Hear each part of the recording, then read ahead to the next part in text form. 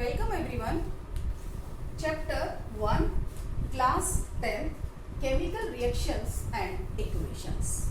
What is chemical reaction? Chemical reactions are those processes in which new substances with new properties are formed. You have studied in 9th standard chemical changes in which new substance is formed.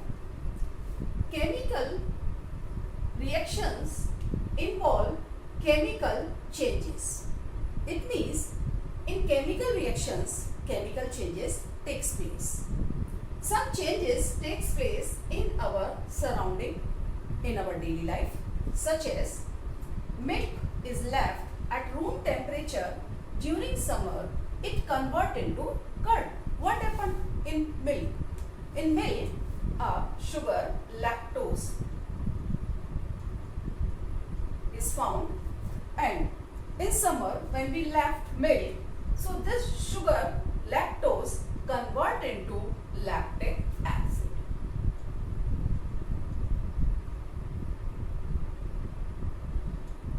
So milk loses its property and change in curd. You know, milk sweet in taste and curd that is sour in taste and thick. So these new substance, in this reaction new substance is formed. It means a chemical reaction takes place. So this is a chemical change, or we can say it is chemical reaction. Next example, an iron nail is left exposed to humid atmosphere, it become rusted. What happened? Listen, iron in presence of air and water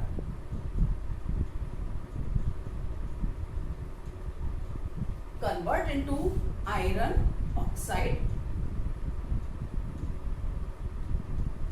This is known as iron oxide, and when number of water molecule, X means so many number of molecules, so known as rust. This is the formula of rust. So in this a chemical reaction takes place because iron is a metal when exposed in air, so it reacts with oxygen and water. When it reacts with oxygen and water, convert into iron oxide, and number of water molecule attached, so this formula is known as the rust. So here chemical reaction takes place. Next, grapes get fermented. Actually grapes को क्या करते हैं कि बड़े बड़े containers में रख देते हैं और इसके बाद में ग्रेप्स का फर्मेंटेशन स्टार्ट होता है. फर्मेंटेशन में क्या होता है कि जब ये ग्रेप्स होते हैं तो इनको रख दिया जाता है कंटेनर में, ईस्ट डाल दिया जाता है. जब इनमें ईस्ट डाल दिया जाता है तो जो ग्रेप्स के अंदर ग्लूकोज है, वो ग्लूकोज उस ईस्ट की प्रेजेंस में रिएक्ट करके, यानी कि जो ये ग्रेप्स सड़ जाते हैं, सड़ने के बाद वो जो उनके अंदर का ग्लूकोज है वो एल्कोहल में बदल जाता है. उस एल्कोहल को फिर under processes convert into wine. So present glucose in grapes, presence of yeast convert into ethanol. Formula of ethanol C2H5OH, and carbon dioxide release. Formula of glucose C6H12O6. It convert into ethanol and carbon dioxide.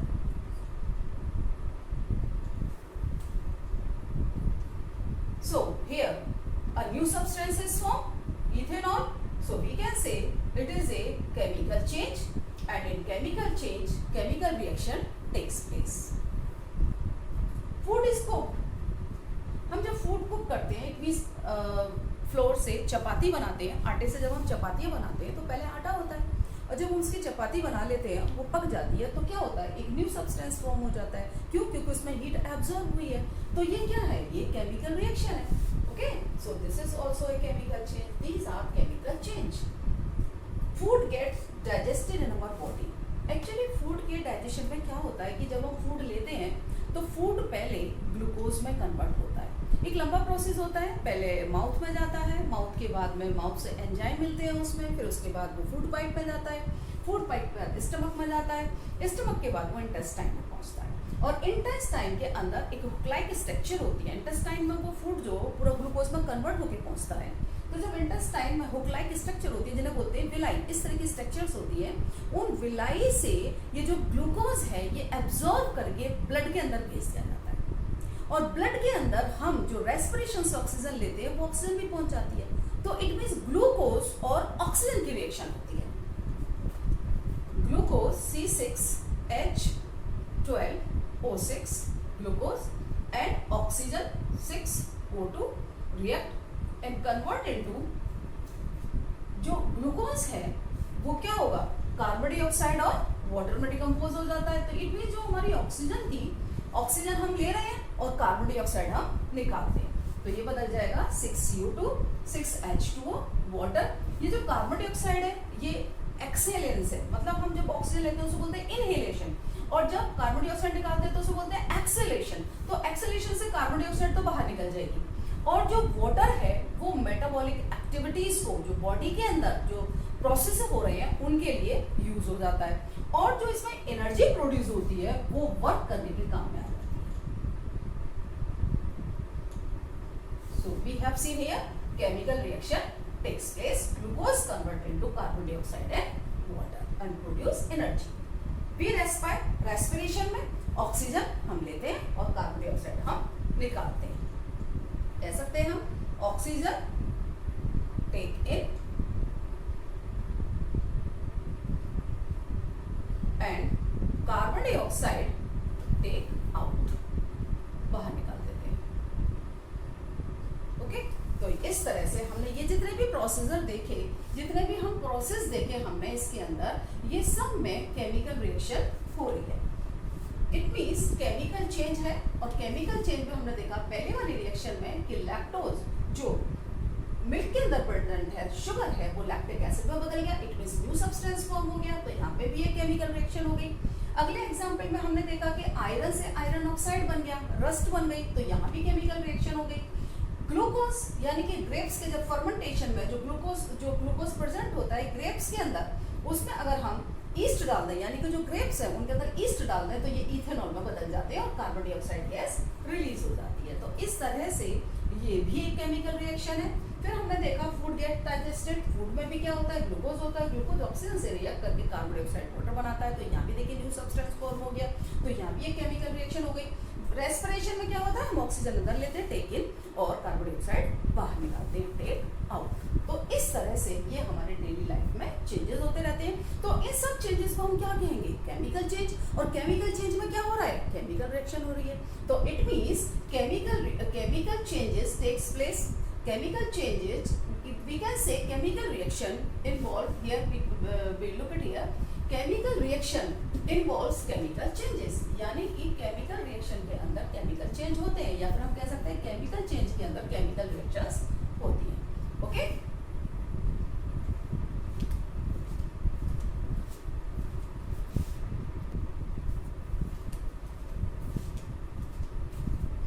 first activity which is given in NCERT book, magnesium ribbon. Magnesium ribbon burn in presence of oxygen and form magnesium oxide.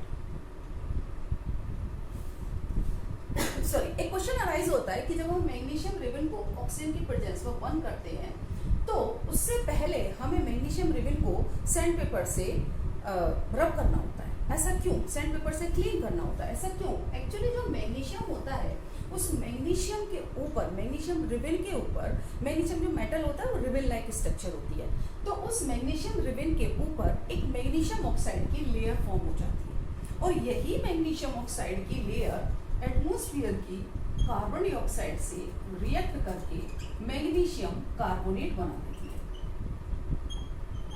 तो कई बार आपको books में लिखा हुआ मिलेगा कि to remove magnesium carbonate layer, to remove basic magnesium carbonate layer, we should clean magnesium ribbon before burning.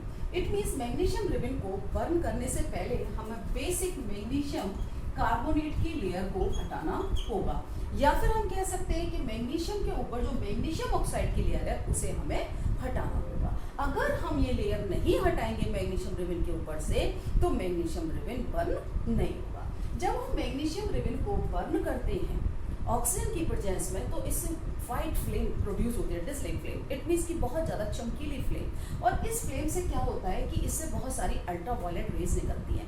तो actually कई बार ऐसा होता है कि जब हम लैब में इस रिबन को बर्न करते हैं और हमने अगर पास से इस रिबन की बर्निंग को देखा तो होता क्या है कि थोड़ी देर बाद हमें ऐसा लगने लगता है कि हमारी आइस के आगे कुछ कुछ स्पॉट दिखाई देने लगते हैं। ऐसा क्यों होता है? ऐसा इसलिए होता है कि जो ये मैग्नीशियम रिबन की बर्निंग होती है इससे इतनी ज़्यादा हीट प्रोड्यूस होती है कि उससे अल्ट्रावायलेट रेज निकलती हैं। उन अल्ट्रावायलेट रेज से हमारी आइस पर काफ़ी इफेक्ट पड़ता है।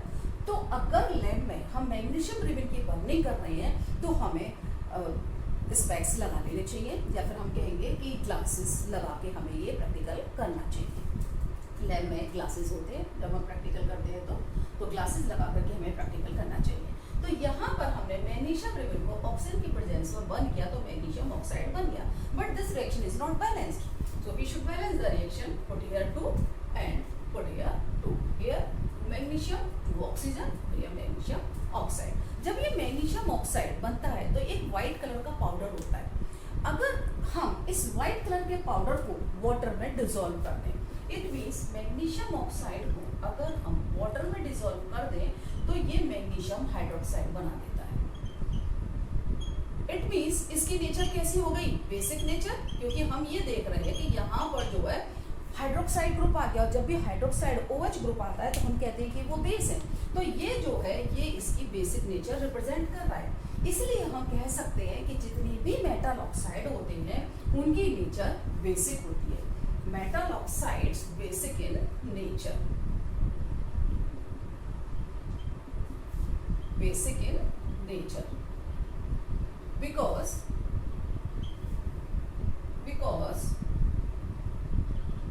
metal oxide react with water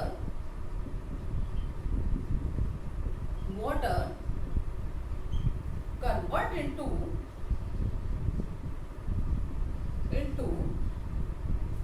metal hydroxides.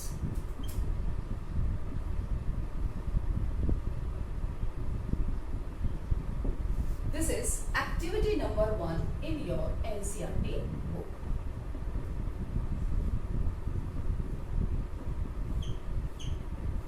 Activity number 1. Now we proceed to activity number 2.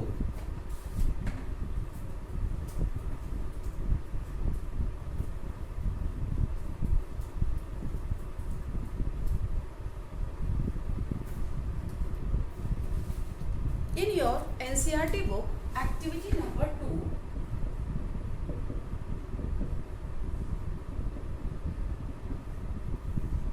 given lead nitrate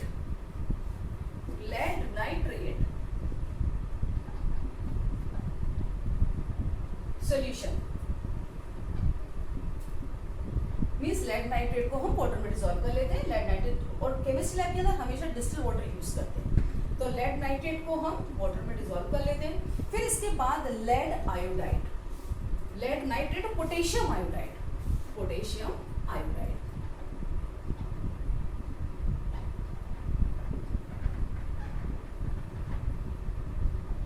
ये भी सॉल्यूशन होता है, इसका भी हम वाटर में सॉल्यूशन बना लेते हैं, और दोनों ही कलरलेस होते हैं। तो ये कहा जाता है कि जब हम इन दोनों को मिक्स कर देते हैं तो येलो कलर का प्रेसिपिटेट बनता है। तो एक्चुअली इन दोनों के बीच में होता क्या है, राइट? तो हमको देखना है कि इनके बीच में क्या हो रहा है। तो सबसे पहले हम देखेंगे लेड नाइट्रेट। लेड नाइट्रेट है PbNO3। यहाँ पर हमने NO3 का होल ट्वाइस लगाया, क्यों? क्योंकि लेड की वैलेंसी पॉजिटिव 2 है और नाइट्रेट की वैलेंसी -1 है। तो इसके लिए हमने इसको लेड नाइट्रेट, ये हमारा केमिकल फॉर्मूला हुआ। यहाँ पर पोटेशियम आयोडाइड, K की भी वैलेंसी 1 है और आयोडाइड की भी वैलेंसी 1 है। इट मींस इसकी पॉजिटिव 1, इसकी नेगेटिव 1, तो दीज आर बैलेंस्ड। अब होगा क्या, जब इसको हम वाटर में डिसॉल्व करते हैं तो ये अपने आयंस में टूट जाते हैं। एक तो पॉजिटिव 2 ये टूट जाएगा, और ये जो नाइट्रेट है ये टूट जाएगा ट्वाइस NO3 और इसके ऊपर ये चार्ज आ जाएगा और यहाँ पर ये K जो है ये इस पॉजिटिव में और ये इस नेगेटिव में। अब एक्चुअली ये इस आयंस के रूप में है और जब हम इन दोनों को मिक्स कर देते हैं और दोनों ही कलरलेस हैं, कलरलेस, ये भी कलरलेस है और ये भी कलरलेस है। जब हम इन दोनों को मिक्स कर देते हैं तो एक येलो कलर का सॉल्यूशन फॉर्म हो जाता है। तो ऐसा क्यों होता है?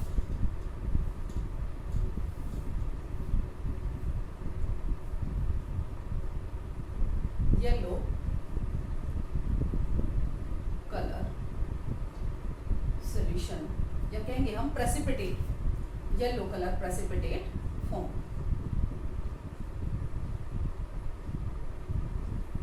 Precipitate is form. तो ये येलो कलर का प्रेसिपिटेट क्यों फॉर्म होता है? जब हम इन दोनों को मिला देते हैं तो टेस्ट ट्यूब के अंदर एक तरफ हम लेते हैं नाइट्रेट सॉल्यूशन एक टेस्ट ट्यूब में, एक टेस्ट ट्यूब में हम लेते हैं पोटेशियम आयोडाइड और जब हम दोनों को मिक्स कर देते हैं तो येलो कलर का प्रेसिपिटेट आ जाता है। तो एक्चुअली होता क्या है, देखो यहाँ से ये जो लेड है ये यहाँ से लेड पॉजिटिव और इसके आयोडाइड आयन नेगेटिव, इन दोनों को लेकर के यहाँ पे बनाता है लेड आयोडाइड और लेड आयोडाइड का जो फॉर्मूला होता है वो होता है PbI2। क्यों? क्योंकि इसका पॉजिटिव 2 है और इसका नेगेटिव 1 होता है। तो अगर हमें इसको बैलेंस करना है तो हमें I के 2 लगाने होंगे, राइट? और ये जो देता है वो देता है येलो प्रेसिपिटेट।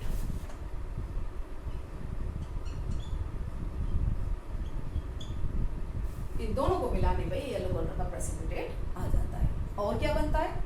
और बनता है, देखो एक तो बन गया ये, इन दोनों ने रिएक्शन किया आपस में, फिर ये दोनों रिएक्शन करेंगे आपस में, कौन कौन? नाइट्रेट और यहाँ पर K, तो ये बना लेगा KNO3। दूसरा जो सब्सटेंस बनेगा यहाँ पे वो बनेगा KNO3 पोटेशियम नाइट्रेट। अब KNO3 की तो बैलेंस ही सेम है तो इससे तो कोई दिक्कत नहीं है, लेकिन अगर हमको रिएक्शन को बैलेंस करना है तो ओवरऑल रिएक्शन हम कैसे लिखेंगे? तब ओवरऑल रिएक्शन हम ये करेंगे PbNO3 whole twice plus KI, हम इसके 2 लेंगे मॉलिक्यूल KI के भी, क्योंकि हमें PbI2 बनाना है, PbI2 प्लस ट्वाइस KNO3, ये हमारी ओवरऑल रिएक्शन है। यहाँ पर ये जो है ये है येलो कलर का प्रेसिपिटेट। तो एक्चुअली हमने इस समय क्या देखा? हमने ये देखा कि ये एक केमिकल रिएक्शन फॉर्म हो रही है, राइट? तो लेड नाइट्रेट की रिएक्शन जब हम पोटेशियम आयोडाइड से कराते हैं, दोनों कलरलेस होते हैं, रिएक्ट करके लेड आयोडाइड बनाते हैं जो कि येलो कलर का प्रेसिपिटेट होता है और बाई प्रोडक्ट के रूप में KNO3। इट मींस कि जो हमें मेन मिला उसे हम प्रोडक्ट बोलते हैं और जो साथ में प्रोड्यूस होता है उसे हम बोलते हैं बाई प्रोडक्ट और ओवरऑल रिएक्शन हमारी ये होगी। तो ये हमारी 2 एक्टिविटी कंप्लीट हो गई। Thank you.